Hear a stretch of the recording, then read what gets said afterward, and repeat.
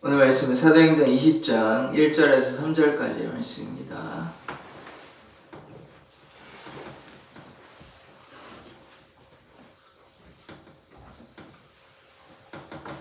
사도행전 20장 1절에서 3절까지의 말씀을 저와 여러분이 교독하도록 하겠습니다. 소요가 그침에 바울은 제자들을 불러 권한 후에 작별하고 떠나 마게도냐로 가니라. 그 지방으로 가면 어라지 말로 제자들에게 권하여 헬라에 이르러 3절 같이 읽겠습니다. 거기 석 달 동안 있다가 배 타고 수리아로 가고자 할 그때에 유대인들이 자기를 해하려고 공모함으로 마게도냐를 거쳐 돌아가기로 작정하니. 아멘. 하나님께서 바울의 삶을 통해 하나님의 영광을 드러내심을 감사드립니다. 아멘. 주님, 우리의 삶을 통해 하나님의 영광이 나타나기를 원합니다. 예수 그리스도의 이름으로 기도드립니다. 아멘. 이 데메드리오의 소동은 이제 끝났습니다. 데메드리오가 은세공업자들 교합해서 어떤 일을 벌여서 자기들의 이제 원래 권리를 좀 찾으려고 했는데 그게 정당한 절차를 거치지 않았기 때문에 세 가지의 방법, 재판 날에 가든지 아니면 총독한테 고발을 하든지 아니면 민회로 백성들이 모이는 그 민회로 결정하든지 해야 되는데 그냥 황제국이기 때문에 그들이 함부로 이렇게 집단 행동을 해서는 안 되는 것입니다.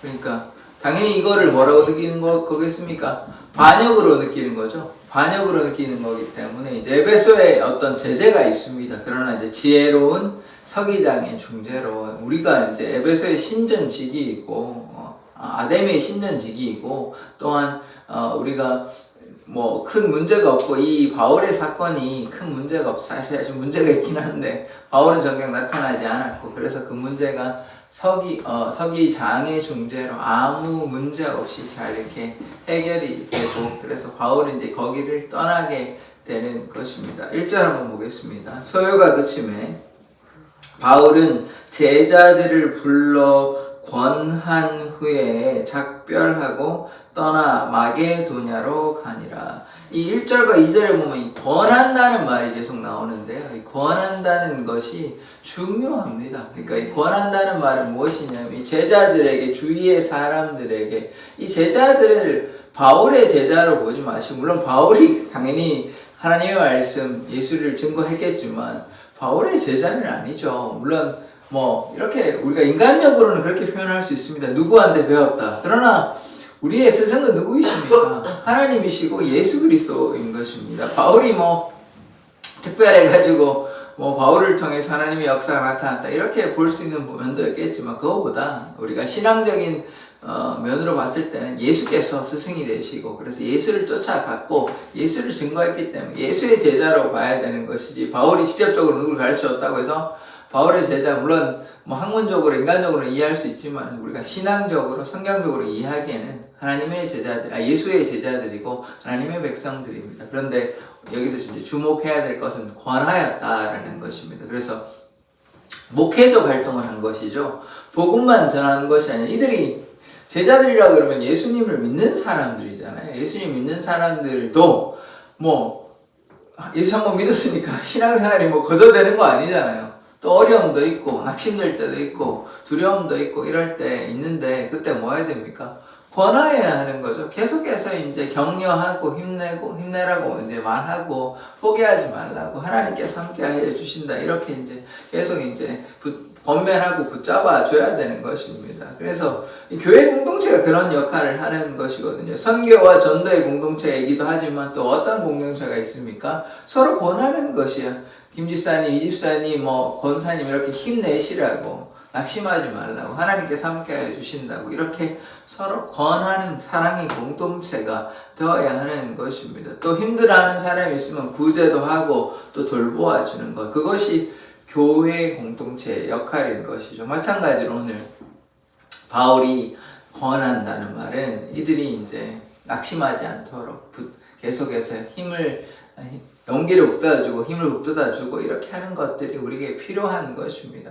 교회가 이제 혼자 하는 공동체가 아니잖아요. 우리가 신앙을 혼자 할 수 있는 거라면 교회에 굳이 이렇게 모여서 할 필요가 없는 것이죠. 그런데 교회라는 공동체에 함께 모여서 우리가 때로 이제 낙심할 때 또 좌절할 때 그때 누군가가 손 내밀어주고 내가 기도하고 있다, 힘내라, 포기하지 마라, 낙심하지 마라, 이런 말들이 필요한 것입니다. 그것이 함께 이제 성령 안에서 함께 세워져 가는 공동체인 것이에요. 그리고 내가 힘들 때는 누가 도와주고 또 누가 힘들 때는 또 이렇게 도와주고 서로 이렇게 도와주는 상부상조의 이런 공동체가 될 때 우리가 믿음으로 나아갈 수 있는 것이에요.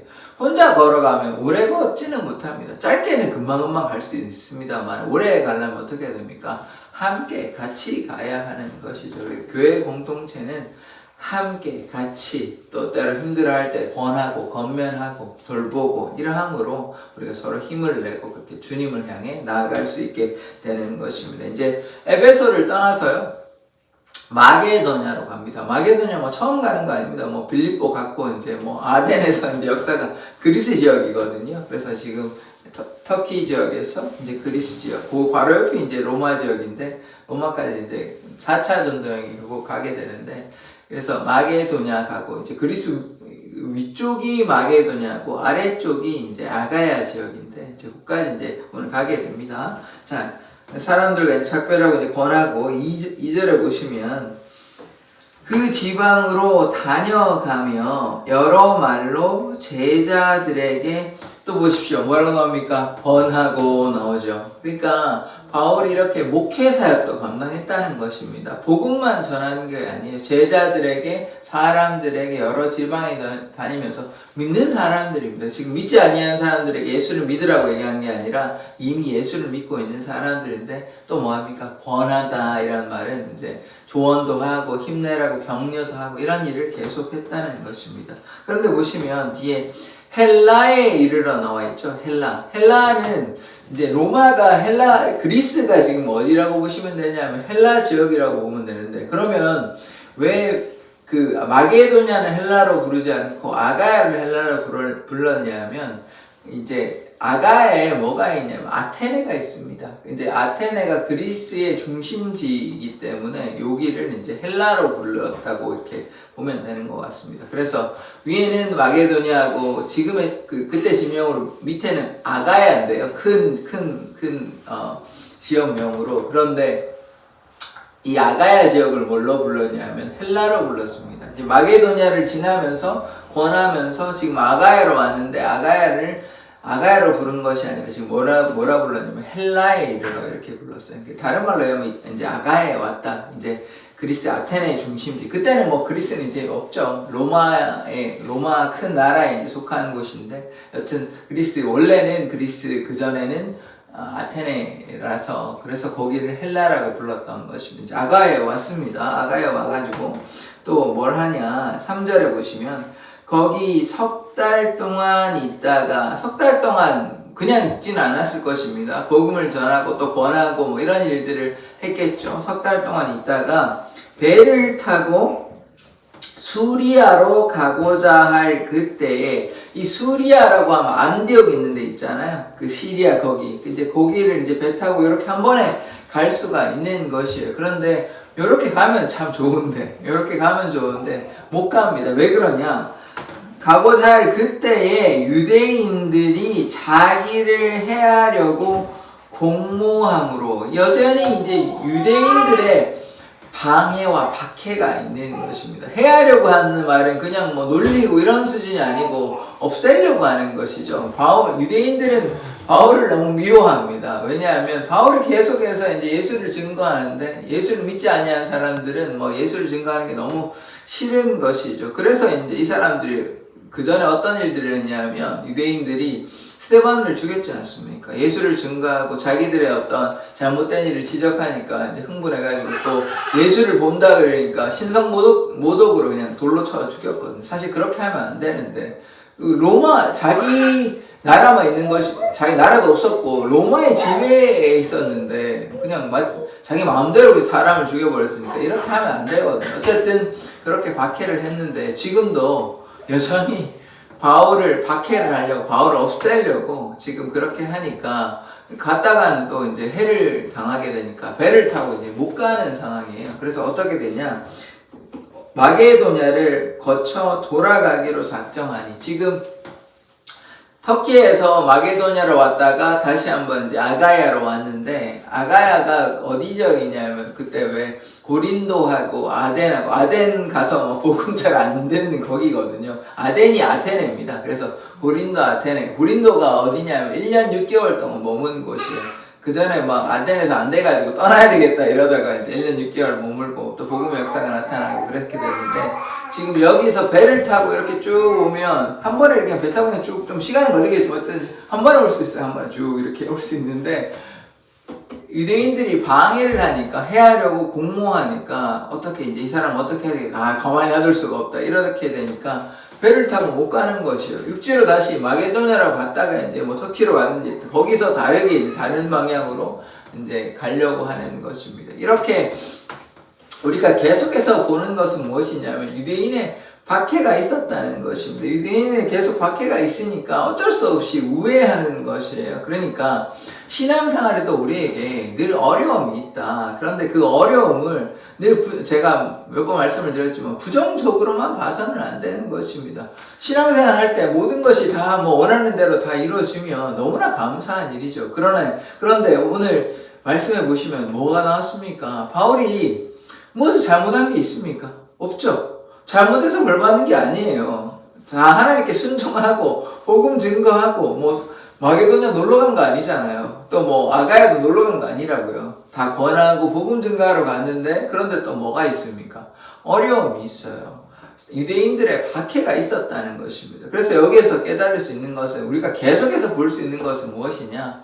하나님을 믿고 섬기고 순종했음에도 불구하고 뭐 잘못해서가 아니라 악한 행위가 있었던 것이 아니라 오로지 주님께 순종했음에도 불구하고 여전히 유대인들의 박해, 어려움이, 문제가 있었다는 것입니다. 그러니까 이렇게 쉽게 갈 수 있는 거, 한 번에 비행기도 한 번에 가면 좋은데 어디 들렀다 경유하고 이런 거 좀 불편하잖아요. 그런데 그런 일들이 계속해서 있는 것이요, 어려움이 있는 것입니다. 그러나 뭐 성경에 명확하게 나와 있지는 않지만 우리가 바울의 삶을 들여다본다면 이런 걸로 뭐 불평하고 원망하고, 와 내가 시리아에 한 번에 갈 수 있었는데 이것 때문에 불편해가지고 돌아간다, 이런 불평했겠습니까? 안 했겠죠. 안 했을 겁니다. 왜냐하면 전에 매에 맞고도 뭐라고 그랬냐면 찬양하고 뭐 이랬거든요. 그런데 그런 이제 바울의 삶을 본다면 이런 일에 불평하고 원망하고 내가 한 번에 갈 수 있는데 이런 일을 하지 않는 것이죠. 결국은 무엇이 필요하냐? 신앙인에게도 신앙생활 할 때도 어려움이 있다. 어려움이 있는데 바울과 같이 불평과 원망을 하는 것이 아니라 감사와 기쁨으로, 인내함으로 이런 것을 감당하면 하나님의 역사는 계속해서 나타납니다. 그런데 그 순간에 포기하거나 불평하거나 원망하면 하나님의 역사는 그렇게 쉽게 나타나지 않겠죠. 그러니까 어려움이 있을 때 좌절하지 않고 주님만 향해 믿음으로 나아가는 자가 참된 신앙인이라는 것을 바울의 삶을 통해서 계속해서 우리가 볼 수 있는 것입니다. 그래서 신앙인들에게도 여러 가지 어려움이 있을 수 있으나 그때 하나님 왜 이렇게 저에게 어려움을 주십니까? 원망하는 것이 아니라 감사함으로 나아가면 바울의 삶을 통해서 계속해서 하나님의 역사가 나타났거든요. 마찬가지로 우리도 감사함으로 주님께 나아가기를 원합니다. 그래서 그러하면 하나님께서 반드시 우리를 사용하여 주시는 것입니다. 그래서 이것을 꼭 부정적으로만 또 잘못된 것으로만 보는 것이 아니라 문제와 어려움을 통해서 우리가 한 단계 한 단계 성장할 수 있다. 주님께 가까이 나아갈 수 있다. 이런 마음을 가지고 주님 앞에 나아가기를 원합니다. 그러하면 하나님께서 우리에게 무엇을 주시냐? 평안을 주십니다. 평안과 기쁨과 감사, 또 은혜를 허락하여 주시기 때문에, 그래서 우리가 우리의 삶의 목적이 우리의 어떤 뭐 성공, 돈과 명예, 뭐 이런 우리의 원하는 것들을 이루게 하는 것이 우리의 삶의 목적이 되는 것이 아니라, 우리의 삶의 목적이 무엇이 되어야 되냐? 하나님의 나라, 하나님의 영광을 위한 삶이 되어야 되는 것입니다. 그래서 우리의 삶의 방향성, 목적이 완전히 바뀌어야 하는 것이야. 그러니까 지금 바울 같은 경우는 전혀 이런 것에 대해 개의치 아니하고 불평하고 원망하는 것이 아니라 주님을 향해 나아가기 때문에 주님을 향해 나아갈 때 어려움이 있다. 그래서 그것에 대해서 흔들리는 것이 아니라 그럼에도 불구하고 계속해서 주님을 향해 나아갔듯이, 표대를 향해 나아갔듯이 우리도 마찬가지로 우리에게 어려움이 있을 수 있잖아요. 그럼에도 불구하고 포기하는 것이 아니라 원망하는 것이 아니라 주께 감사함으로 나아가기를 원합니다. 그래서 오늘 말씀에 한 2가지 정도가 이제 좀 뽑을 수 있는데, 하나는 공동체에서 서로를 권면하고 서로를 돌보는 공동체가 되어야 되고, 2번째, 어려움이 있을 때 낙심하는 것이 아니라 감사함으로, 인내함으로 계속해서 나아가면 반드시 하나님의 역사는 나타나게 됩니다. 만약에 그 아덴에서 또 혹은 돌을 맞았을 때, 매를 맞았을 때 바울이 그만뒀다면, 원망했다면 하나님의 역사가 나타났겠습니까? 아무런 하나님의 역사는 나타나지 않죠. 왜냐하면 그것을 견뎌야, 그것을 지나가야 하나님의 역사가 나타나는데, 간수가 구원을 받았겠습니까? 다른 곳에 복음을 증거할 수 있었겠냐고요? 안 되죠. 그런 일이 나타나지 않죠. 아, 내가 너무 괴롭다. 몸도 망가졌고 마음도 너무 괴롭고 왜 유대인들은 왜 나를 계속해서 힘들게 하냐. 이렇게 한다면, 뭐 억울한다고만 생각했다면 아무것도 할 수가 없는 것이죠. 그러나 그런 것들을 뭐 조금 억울해 할 수는 있으나 그렇다고 뭐 좌절한 건 아니잖아요. 계속해서 하나님을 향해 믿음으로 나아갔던 것입니다. 어려움이 있잖아요. 계속 오늘도 유대인의 박해가 있었다고. 쉽게 갈 수 있는 거를 또 돌아가서 위로 육지로 갔다고요. 계속해서 이런 어려움이 있으나 그것에 굴하지 아니하고 감사함으로 계속해서 나아갔던 삶인 것입니다. 그래서 우리가 하나님을 향해 이렇게 감사함으로 주만 향해 살아가는 삶이 되기를 원합니다. 그러면 이게요, 어떤 고통과 고난이 아니라 아까 말씀드린 대로 우리 안에 은혜가 있고 평안이 있고 감사가 있는 것입니다. 그래서 우리가 신앙생활이라고 하면 어려움을 견디고 인내하고 버티고 이런 것도 있겠지만 우리 안에 뭐가 있어야 되냐면 하나님께서 주시는 은혜가 있어야 되는 것입니다. 그것으로 인해서 감사하고 그것으로 인해서 이런 고난도 역경도 다 견딜 수 있는 것입니다. 그래서 우리가 참된 신앙생활을 하기 위해서는 무엇이 필요하냐? 하나님의 은혜가 필요하고 하나님의 사랑이 필요한 것입니다. 그래서 우리가 날마다 주님께 하나님의 은혜를 부어달라고, 하나님의 사랑을 부어달라고 이렇게 간구하는 자 되기를 원합니다. 우리의 힘과 능력으로 할 수 있는 일이 아니고, 바울도 이러한 모든 어려움들과 역경과 사역들을 다 감당할 수 있었던 것은 무엇이냐? 하나님의 놀라우신 사랑이 임하였기 때문에, 하나님의 은혜가 임하였기 때문에, 힘과 능력과 지혜와 용기를 하나님께서 다 허락하셨기 때문에 이러한 사역들을 다 감당하게 된 것입니다. 그러면 우리는 어떻게 했습니까? 우리도 마찬가지로 주님께 매달리고 주님께 기도하고 힘과 능력 달라고, 하나님의 사랑을 부어달라고, 은혜를 부어달라고 주님께 간구하면 주님께서 힘 주시고 능력 주셔서 주님께서 맡겨주신 사명을 감당할 수 있게 되는 것입니다. 그래서 우리가 날마다 주님께 뭐 해야 되겠습니까? 결국은 주님께 나아가야 하는 것이죠. 그러니까 이렇게 우리가 새벽에 모여서 이렇게 주님께 기도하고 예배하고 또 말씀 듣고 이렇게 하는 것입니다. 그러하면 우리를 통하여 하나님의 역사가 나타나는 것이죠. 그래서 우리가 하나님께 기도하는 자 되기를 원합니다. 제자들이요, 오순절에 이제 40일이 됐을 때 예수께서 승천하시고 10일 동안 뭐 했습니까? 간절히 모여서 기도하였죠. 기도하였을 때 성령께서 역사하시고, 이미 부활하신 예수를 만나서 그들이 뭐 하나님에 대한 간절한 믿음, 예수에 대한 그런 믿음은 있었지만 그들이 뭐 했습니까? 기도했습니다. 그들이 기도함으로, 그래서 어떻게 됐습니까? 능력을 받아서 이제 담대하게 자신의 삶을 다 내어놓고 도망가고 뭐 배반하고 부인하고 이런 사람들이 아니라 오로지 주님만을 위해서 살아갔던 사람들 아닙니까? 그러니까 마찬가지로 우리가 그러한 것을 깨닫고 이제 뭐 해야 됩니까? 기도하고 예배했을 때 우리에게 하나님의 능력이 나타나므로 제자들과 같이 담대하게 우리의 삶을 주님께 내어놓고 주님께 나아갈 수 있게 되는 것입니다. 그러하면 하나님의 역사가 우리의 삶을 통해서 나타날 줄 믿습니다. 지금 우리 사랑의 교회를 통하여 하나님께서 이루고자 하시는 일이 있잖아요. 그런데 그것들을 우리가 어떻게 해야 돼요? 믿음과 기도로 나아가면 하나님께서 우리를 사용하여 주시는 것입니다. 어떤 의무감이나 부담감으로 하는 것이 아니에요. 우리가 뭐 어떤 이 일을 해야만 하니까 한다는 것이 아니라 하나님을 사랑하니까. 우리가 자녀를 키울 때 우리의 자녀니까 억지로, 내가 자녀니까 억지로 어쩔 수 없이 키운다 이렇게 생각하지 않잖아요. 내가 이 자녀를 너무나 사랑하니 뭐 그런 생각조차도 사실 안 하지만 당연하게 받아들이고, 그거를 뭐 내가 꼭 이걸 해야만 돼 뭐 그런 생각보다는 내가 이 자녀를 사랑하기 때문에 그런 것을 다 감당한 것 아닙니까? 마찬가지로 우리가 하나님의 일을 할 때는 이것이 해야만 되고 우리의 사명이고 의무감이고 이런 것이 아니고, 하나님을 사랑함으로 이 사역들을 감당하기를, 우리의 맡겨주신 사명을 감당하기를 원합니다. 그러하면 하나님께서 우리를 사용하여 주실 줄 믿습니다. 기도하겠습니다.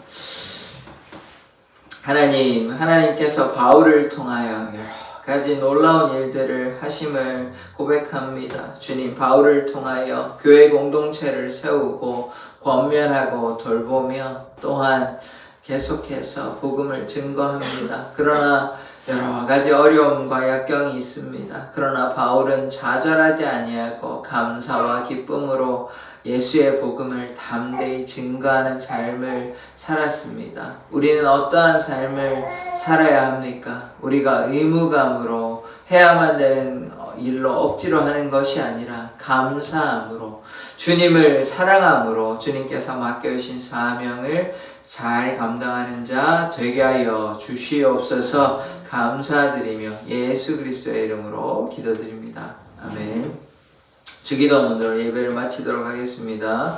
하늘에 계신 우리 아버지여, 이름이 거룩히 여김을 받으시오며 나라 임하옵시며 뜻이 하늘에서 이룬 것 같이 땅에서도 이루어지이다.